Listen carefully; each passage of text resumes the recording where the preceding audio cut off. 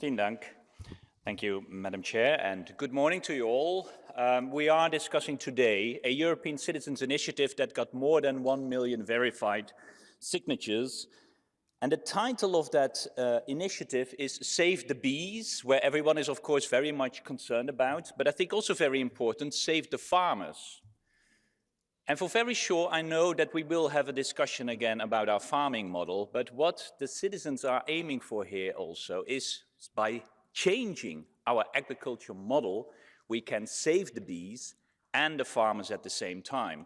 And for me, that is always a pretty strange part of the discussion that I have here in this house when we are discussing agriculture. I don't meet anyone who is happy with the developments in our agriculture system. We see that young farmers are more and more reluctant to get into this business. We see that less and less farmers are there and that they're getting bigger and bigger, but that the profits are shrinking. So no one is really happy with the current agriculture model. Doesn't that mean we need a substantial change that benefits the farmer, but also benefits our natural system, which our agriculture system is built upon? And that is exactly what this initiative is trying to put forward. And that's also a call to the Commission to do now something about the change of our agriculture system. And of course, the Commission launched its Farm to Fork initiative, which, by the way, was very well supported by this House as well. But now the question is, what are we going to do with the Farm to Fork ambition? Yes, there is one file out, that is the sustainable use of pesticides, and you see already, and probably some colleagues will mention that again, there is not full support for that proposal, and some even want to get rid of it. That would mean there is nothing of the Farm to Fork strategy then on the table. Then what's your plan?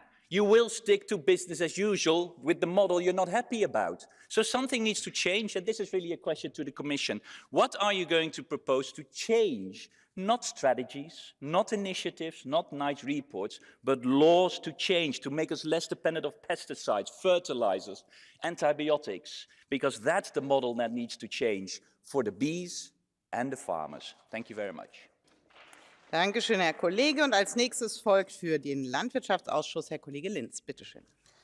Frau Präsidentin, Frau Kommissarin, liebe Kolleginnen und Kollegen! Bienen sind ein essentieller Teil unseres Ökosystems. Ohne sie gibt es keine Ernte, gibt es keine Nahrung. Ich sage aber auch, die Bauern sind ein essentieller Teil unseres Ökosystems, denn ohne sie gibt es keine Ernte, gibt es keine Nahrung. Umso wichtiger ist es, dass wir gemeinsam mit ihnen, also den Bäuerinnen und Bauern, an praktikablen und umsetzbaren Lösungen entwickeln. Wir müssen gemeinsam mit den Bauern in Kooperation und nicht in Konfrontation arbeiten. Wenn wir unbedachte Entscheidungen treffen, die vielleicht von Idealen, aber nicht von Vernunft geprägt sind, dann werden wir nicht zum Ziel kommen. Die Europäische Bürgerinitiative Bienen und Bauern retten, eine bienenfreundliche Landwirtschaft für eine gesunde Umwelt zeigt, wie wichtig dieses Anliegen der europäischen Bevölkerung ist. Aber die Frage ist, wie können wir den Schutz von Bienen und Bauern langfristig garantieren? Und ich sage Ihnen, es geht im Dialog. Wir brauchen Alternativen. Das heißt, wir müssen zunächst die alternativen Mittel entwickeln, zulassen und dann die Reduktion durchsetzen. Hier ist die Kommission eindeutig im Verzug. Und wenn wir über die Biodiversität sprechen und wie wir sie erhalten bzw. verbessern können, dann geht es eben insbesondere auch um den bäuerlichen Familienbetrieb.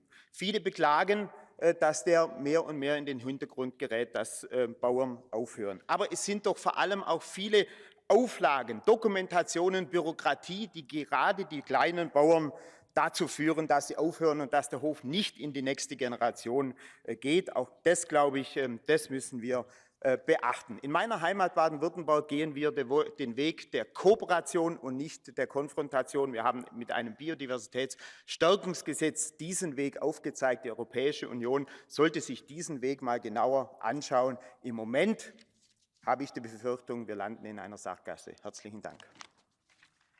Danke schön, Herr Kollege. Und wir fahren fort. Die Kollegin Miranda vertritt den Petitionsausschuss. Bitte schön.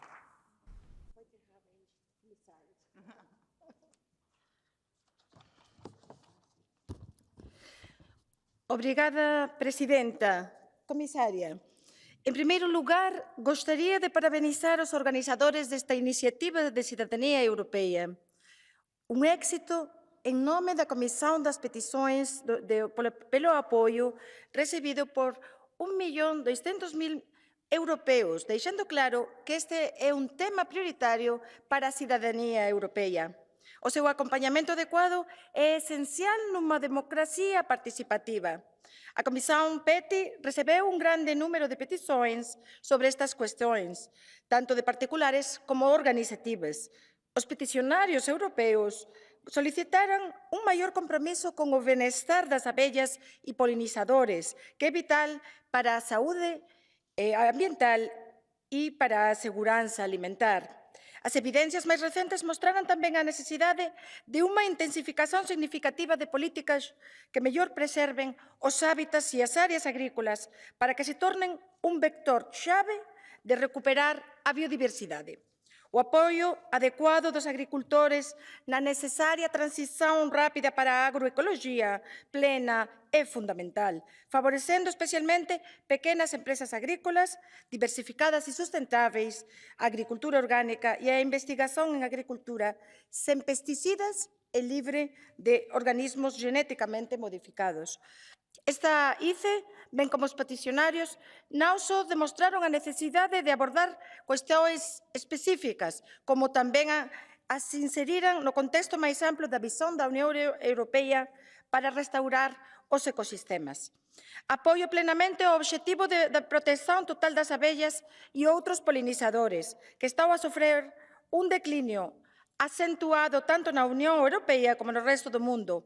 9% das espécies de abelhas estão ameaçadas. As populações de abelhas estão a diminuir 37% e até 40% das espécies de abelhas podem estar ameaçadas.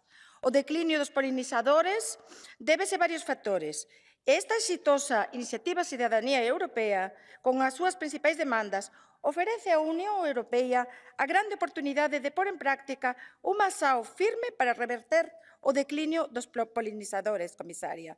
Aproveito para saudar os apicultores galegos e dizer claramente, salvar as abelhas e agricultores. Muito obrigada.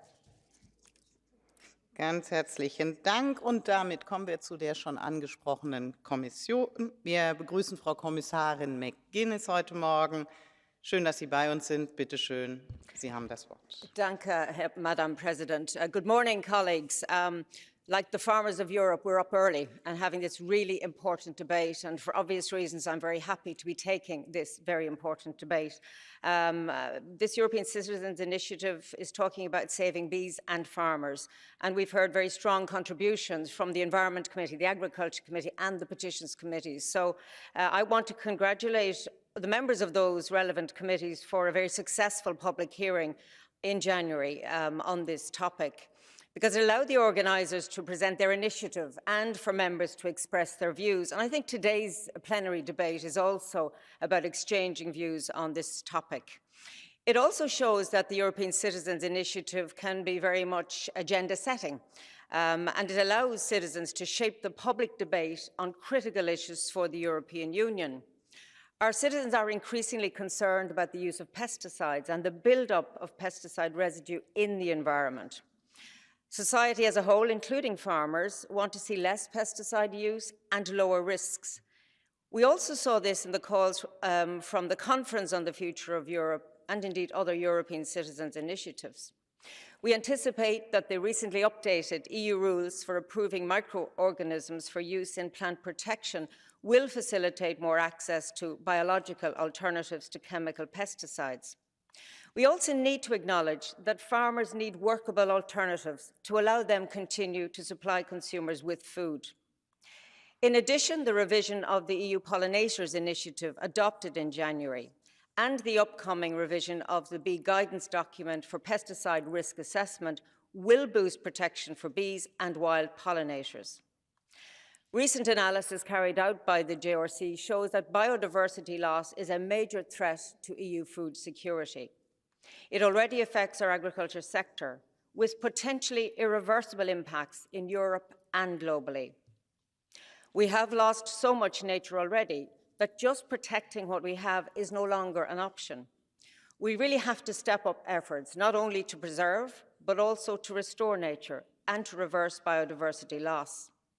This will help to improve essential ecosystem services like pollination and pest control.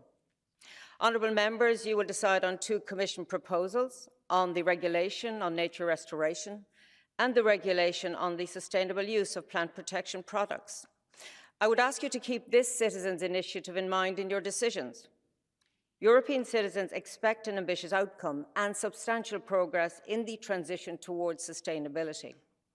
This initiative also raises key questions as to how farmers can play a central role in the transition towards more environmentally sustainable agriculture. And it calls for an increase in agroecological and organic practices. The new Common Agriculture Policy entered into force in January this year.